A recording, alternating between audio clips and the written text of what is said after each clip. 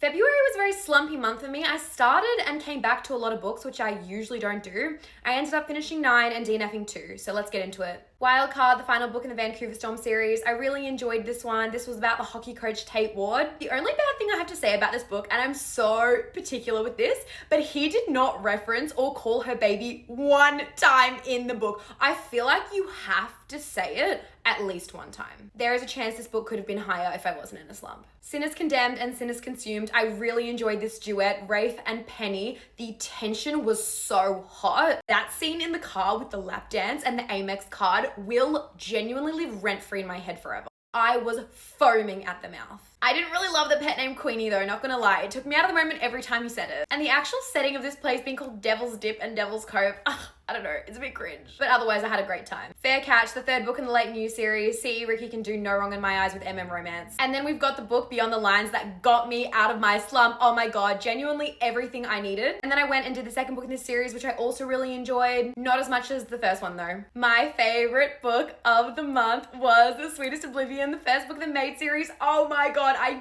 genuinely can't with this book. Nico Russo, the man you are. He literally burned down a gas station. He was unaliving people she was engaged with just so that he could have her. And I also loved her so much. This is the first book I can say that made me understand why people like the mafia genre, and it's catapulted me into that genre. Keeping 13, look, I had to rate this 4.5 stars because I did have to stop it because of my slump.